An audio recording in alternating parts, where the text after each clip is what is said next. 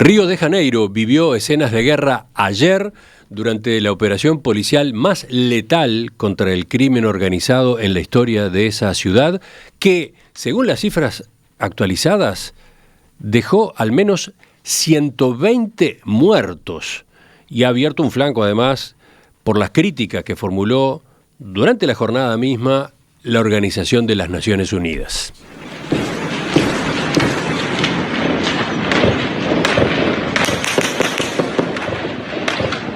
2.500 policías fuertemente armados entraron en dos zonas populares del norte de la ciudad, donde hubo tiroteos, incendios y enfrentamientos con presuntos criminales.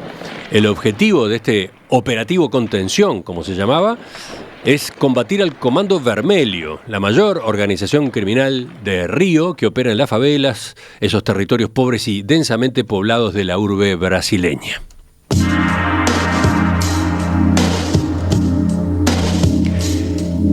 El gobernador del estado, Claudio Castro, fue quien dio los primeros detalles. Ayer hablaba de 60 sospechosos muertos y agregaba que lamentaba el deceso de 4 policías en los hechos. ¿Qué ocurrió? A lo largo del día, ráfagas de disparos atemorizaron a la población de la zona, los comercios y las escuelas debieron permanecer cerrados. Un total de 81 personas fueron detenidas en un recuento preliminar. Al hospital Getúlio Vargas de la favela Vila Cruzeiro llegaban vehículos con cuerpos de civiles y con policías heridos y muertos, mientras los balazos no cesaban afuera. Todo lo que ocurrió causó disrupciones en la ciudad, con importantes vías de tránsito completamente cerradas o bloqueadas. Más de 50 autobuses fueron utilizados por supuestos criminales para armar barricadas, de acuerdo a lo que informó el Sindicato del Transporte de Río de Janeiro. ¿Qué fue esto? ¿Qué consecuencias puede tener? Vamos a profundizar en la noticia. Para eso estamos con Marcelo Aguilar, nuestro corresponsal en Brasil. Marcelo, buenos días. ¿Qué tal? Buenos días, ¿cómo están? Primero, una consideración general a propósito de lo que se vivió ayer. Bueno, antes que nada estamos ante una situación profundamente triste, ¿no? Ya se habla de más de 120 muertos, con cuerpos que han sido recuperados de la zona selvática por los habitantes de los complejos, que fueron recuperados en la madrugada, a la medida que se fueron retirando las fuerzas de seguridad. Una ciudad en un estado absoluto de terror, de pánico, una ciudad que se vio paralizada el día de ayer en esta operación. Entonces, estamos, antes que nada, ante una situación profundamente triste y que, como la gran mayoría de los analistas que tratan de seguridad pública afirman, se trata de una operación que en líneas generales no mueve la aguja, o sea, no cambia drásticamente la situación ni ataca el corazón de las organizaciones que busca combatir. Bueno, ¿cuáles son? ¿Cuál era el objetivo en principio de la operación? A ver. Bueno, el objetivo en principio de la operación, según el gobierno de Río y la policía local, era detener a un famoso traficante, conocido como Doca, Edgar Álvarez de Andrade, que se lo apunta como el responsable de la expansión del Comando Vermelho en diversas ciudades de Río, pasando a ocupar territorios. A ver, estamos hablando de territorios que son dominados por estos grupos criminales. Allí se esconden criminales de otros estados, incluso fue también otro de los objetivos de la operación de ayer, a los que el Comando Vermelho, que tiene una enorme fuerza de fuego y de seguridad, protege dentro de estas zonas. Y van ganando territorio. El Comando Vermelho en los últimos años se ha expandido mucho y en ese sentido Doca es apuntado como el responsable de ese proceso de expansión. Este proceso de expansión es un proceso muy violento porque se da, obviamente que en algunas zonas ocurre que no hay otra facción dominante, pero en la mayoría de los casos o hay otras facciones dominantes, como el tercero comando puro, que se le llama, que es otra de las facciones, y las milicias, que son estos grupos conformados principalmente por ex agentes de seguridad que también dominan vastas zonas de Río de Janeiro y que también se encargan de vender y dominar los servicios básicos como el gas, por ejemplo, en fin, el alumbrado en algunos lugares. Tienen diversas áreas de influencia. El objetivo era capturar a Doca, que es el principal líder del Comando Vermelho en libertad, está prófugo hace 7 años. Y por ahora no hay informaciones de que se haya conseguido ese objetivo. Sí consiguieron detener a uno de sus manos derechas, pero Doca hasta donde se sabe, continúa en libertad. Está claro que es una operación récord en cuanto a las víctimas que deja, ¿no? No, sin duda, es la operación más letal en la historia de Río de Janeiro. Supera algunas otras, como la de Jacarezinho en 2021, que también fue en el mandato de Claudio Castro, pero sin duda es la más letal. Eso ya estaba confirmado en el día de ayer, con las 60 muertes, y sin duda cada vez está más claro con los cuerpos que siguen apareciendo en el día de hoy. Vayamos a la discusión en torno a este tipo de operativos policiales, Marcelo. A ver, es que este tipo de operaciones policiales, como decía anteriormente, no generan, tienen más objetivos políticos que de seguridad pública, no generan realmente un cambio sustancial en las organizaciones, porque no atacan su fuente de financiación, no atacan digamos, sus principales formas de sustento. Estas operaciones, aparte, tienen una retórica bastante prejuiciosa, tienen también un componente de clase, por supuesto, y en el caso brasileño, una perspectiva generalmente racista, como demuestran los propios números del Foro de Seguridad Pública, que es el que recoge las estadísticas de violencia policial. Generalmente, y esto se repite en los informes, el último ahora publicado de 2024, que mide las muertes en 2023, el 90% de las personas que son asesinadas por la policía en Brasil son personas negras. Entonces, esto es sin duda muy simbólico, ¿no? En un país que tiene un racismo tan fuerte y en el que las fuerzas de seguridad tienen tanta influencia en esto. También funcionan bajo la idea de convertir a las favelas en áreas de excepción. Entonces, por eso es que vemos este tipo de atrocidades. Esto funciona bajo la lógica de la guerra. Entonces, esto permite que se genere este tipo de carnicería. Bueno, como bien citados anteriormente, la ONU se mostró horrorizada a través del Alto Comisionado para los Derechos Humanos por la situación y exigió explicaciones. A ver, ¿qué es necesario combatir, encontrar caminos para combatir con mayor eficacia a estas organizaciones que también aterrorizan a los propios habitantes de estas regiones? O sea, no es que estamos hablando, el proceso es muy complejo, se trata de un asunto muy serio que tampoco puede ser trivializado. Es consenso esto, que es necesario encontrar métodos más eficaces. Eso está claro. Esto es urgente. La expansión territorial es cada vez mayor de estas organizaciones y esto se ha hecho por omisión también del Estado y por años y años y décadas de políticas completamente inadecuadas. Ayer, lo que pasa es que la mayoría de los expertos en seguridad pública están de acuerdo también, hay consenso en que no es por este camino. Ayer el crimen organizado también demostró una capacidad de respuesta organizativa y armada muy fuerte, ¿no? Sí, veamos ese aspecto, Marcelo. Cuando empezaron a ingresar los efectivos policiales, el crimen organizado respondió, y respondió con un equipamiento potente, ¿no? Por ejemplo, utilizando drones cargados de explosivos y de granadas. O sea, estamos ante una organización criminal que tiene fuerza aérea, por decirlo de alguna forma, ¿no?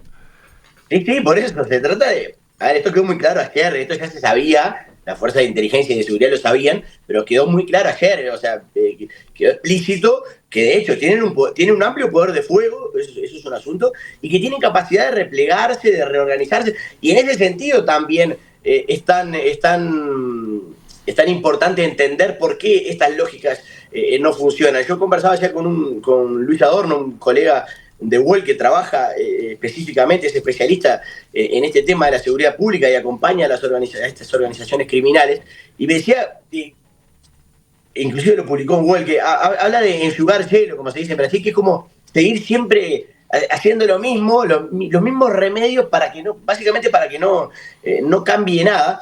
Y me decía, bueno, fíjese que por más de que mataran a 500 en esta operación, mañana hay otros 500 esperando en la fila para enrolarse en las organizaciones o para estar ahí en las bocas. O sea, entonces esto es un proceso que no ataca la raíz. A eso me refiero. Entonces es necesario que se generen nuevos tipos de operaciones y nuevas formas de combatir esto. Un ejemplo...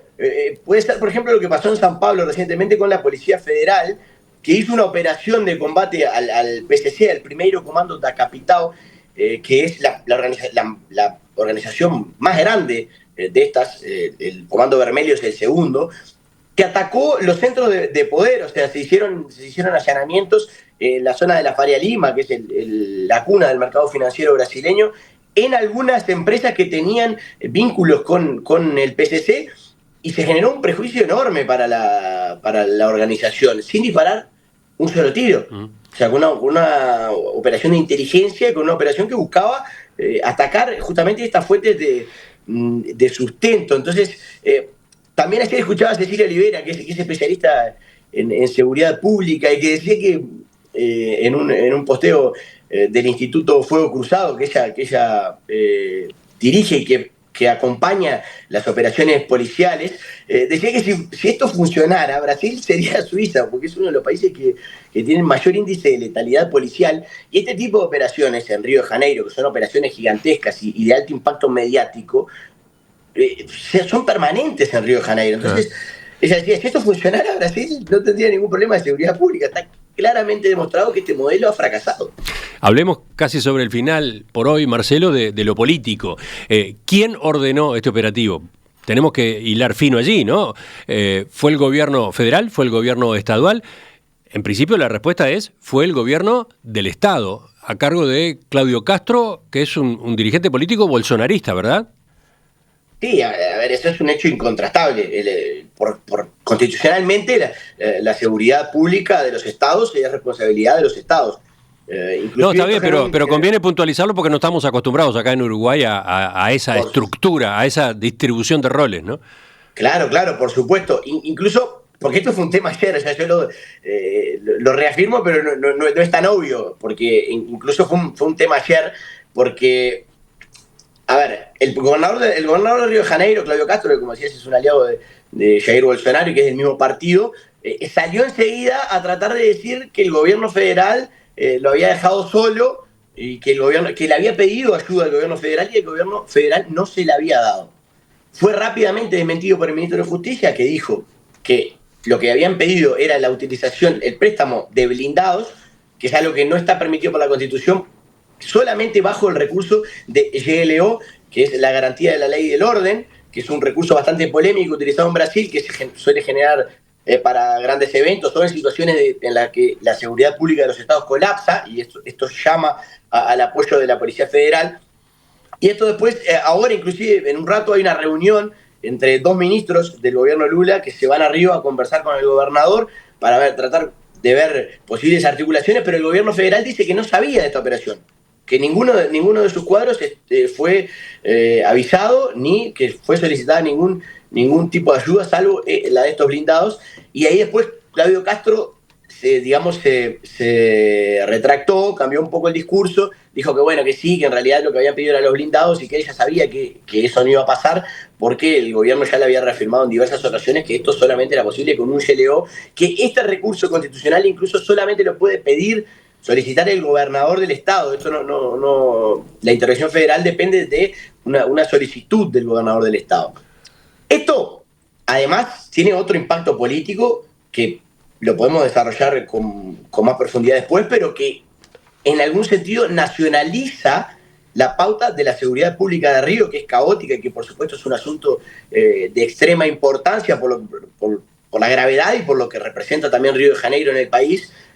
Nacionaliza este asunto y básicamente le pone una bomba en la mesa al gobierno de cara entrando casi en un año electoral con elecciones presidenciales y para gobernadores de los estados, en un frente que es uno de sus flancos más débiles.